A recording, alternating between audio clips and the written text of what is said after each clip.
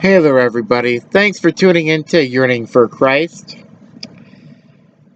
We're actually going to be doing something weekly that I personally am going to try to seek to it. I've already read the first chapter of 1st Nephi from the Book of Mormon. And today we're going to be going over chapter 2.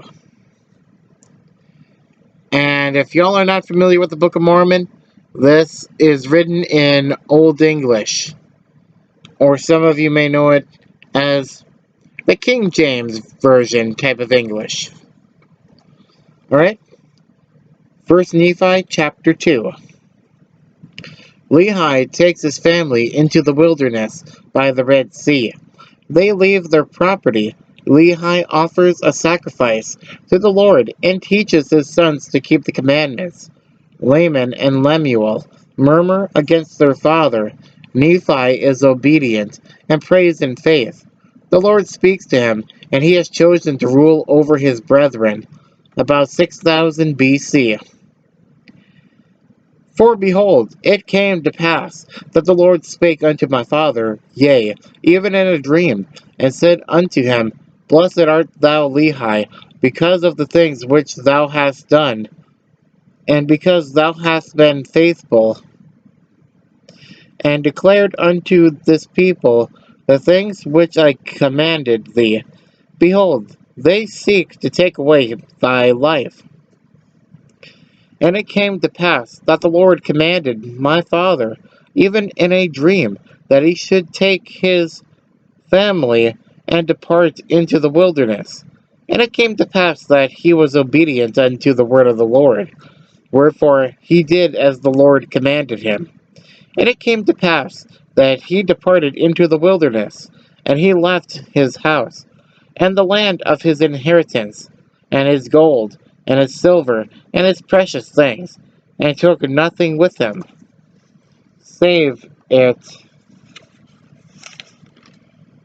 it were his family, and provisions, and tents, and departed into the wilderness. And he came down by the borders near the shore of the Red Sea, and he traveled in the wilderness in the borders which are nearer the Red Sea. And he did travel in the wilderness with his family, which consisted of my mother, Sariah, and my elder brothers, who were Laman, Lemuel, and Sam. And it came to pass that when he had traveled 3 days in the wilderness, he pitched his tent in a valley by the side of the river of water. And it came to pass that he built an altar of stones, and made an offering unto the Lord, and gave thanks unto the Lord our God.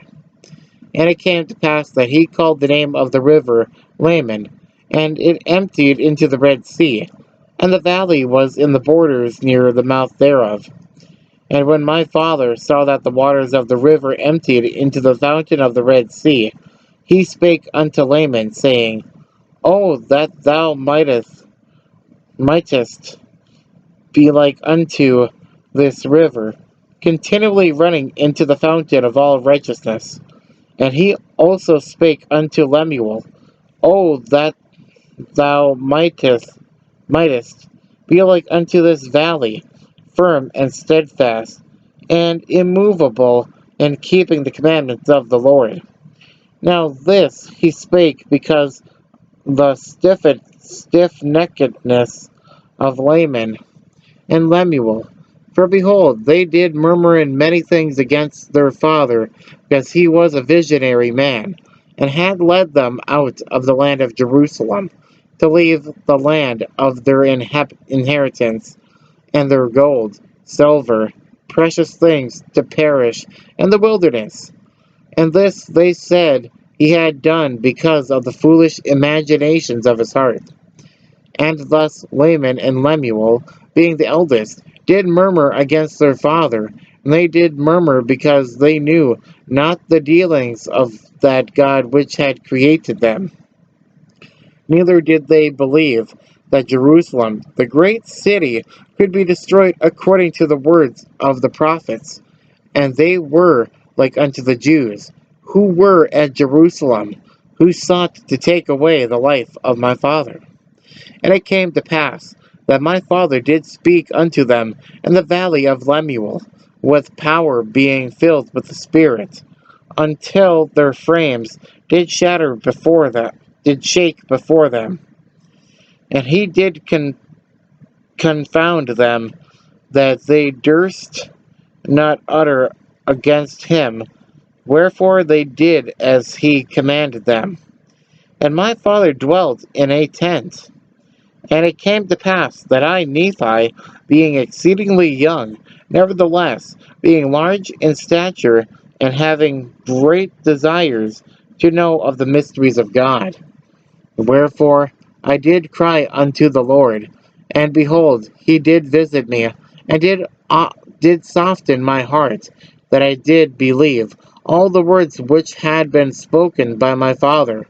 Wherefore I did not rebel against him like unto my brothers. And I spake unto Sam, making unto him the things which the Lord had manifested unto me by his Holy Spirit. And it came to pass that he believed in my words.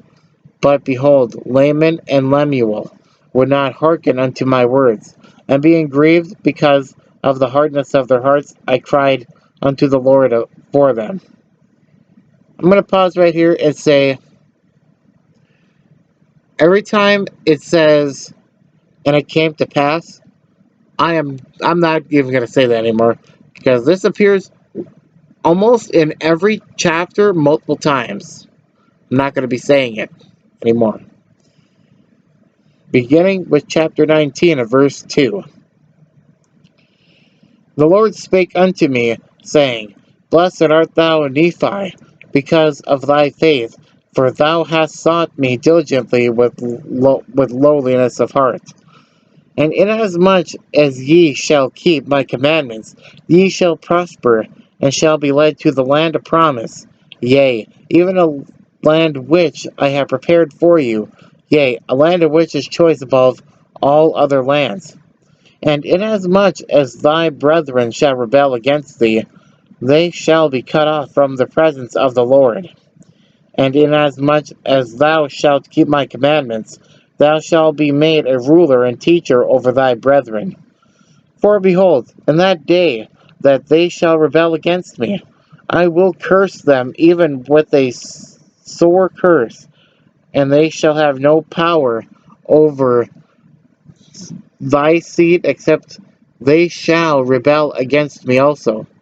And if it so be that they rebel against me, they shall be a scourge unto thy seed, to stir them up in the ways of remembrance. End of chapter 2 of 1st Nephi. And if you like these video series and whatnot, leave a like, subscribe. Don't forget to hit that notification bell so you never miss any of Yearning for Christ content. Thanks for tuning in.